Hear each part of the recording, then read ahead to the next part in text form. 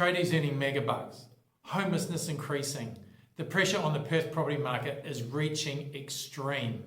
So the enormous pressure on the Perth property market, in my opinion, is coming from two major places, and that's the lack of trades and population growth here in Western Australia. So obviously pricing increases in the construction industry are playing a huge role too, but that age-old supply and demand equation, which we all learn in basic economics, is always a thing that dictates the value. So the gap between supply and demand is getting wider. So Nigel Satterley, Australia's biggest landowner who lives here in Perth, is saying tradies are currently earning hundreds of thousands of dollars per year currently, and the best paid tradies in Australia. And that's really because we've got the biggest shortage. It's a problem everywhere, but we have the biggest shortage at the moment. So the Housing Industry Association is also saying that Perth has the worst skills shortage in the country, and according to the HIA's chief economist Tim Reardon, it's not likely to get any better anytime soon. Next Minute revealed that there's nearly 22,000 current listings on Seek for building and plumbing labourers. So similarly with electrical, there are 16,700 job ads as well. So just goes to show you massive demand for tradesmen. So how many homes do we actually need to build? So as I reported previously, Australia is falling well short of its Accord target of 1.2 million homes by 2029, which is the government's way of increasing supply.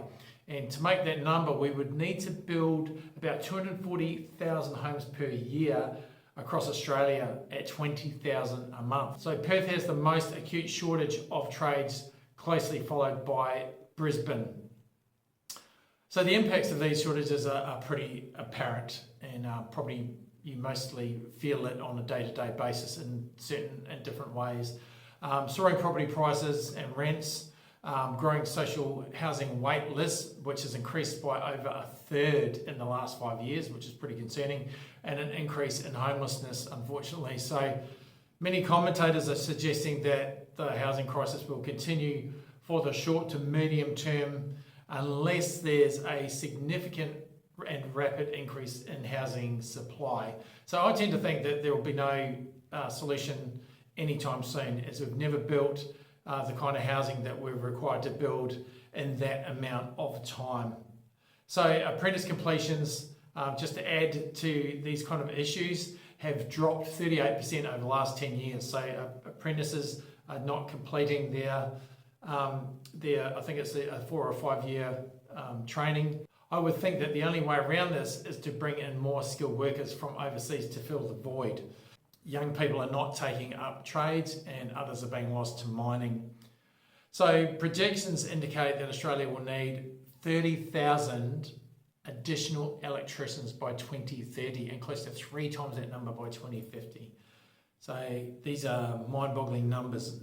There's significant issues supplying the market with enough stock, as is pretty clear, pretty evident. So let's not forget the other side of this equation, of course, because I said there's 2 things driving this, and that is population growth. So WA has the fastest rate of population growth, as I've reported before, 2.4% last year. We haven't had this year's calendar years yet, and recorded the milestone of 3 million people in WA. So we ticked over that in the Western Australian population. So Perth is predicted to overtake Brisbane. This has been around for a while now. Brisbane's population around 2028, 29, which has been forecasted for a while. At that time, both cities would reach about 3 million people. And if that projection were to actually become fact, or even anywhere near that, Perth is in for some huge population growth over the coming years. So there's going to be plenty of challenges around that if that really gets anywhere near that. So the lack of trades versus the increase in population is creating a huge pressure on the property market. And I think it's safe to say that property prices will continue to increase due to these 2 factors of low housing completions on one side and increasing population on the other side. This will help people, of course, that are already in the property market. Your asset will be going up in value. or particularly if you have investment properties as well. The more you have, I guess, the better you're going to do. And if you're trying to enter the market, then obviously it's a very difficult time, as I've said, and it doesn't look like getting easier anytime soon. As always, if you're looking to buy or invest in Perth's brand new apartment market or have any questions about that specialist part of the market, feel free to contact me on my details below in the description. Until next time, take care.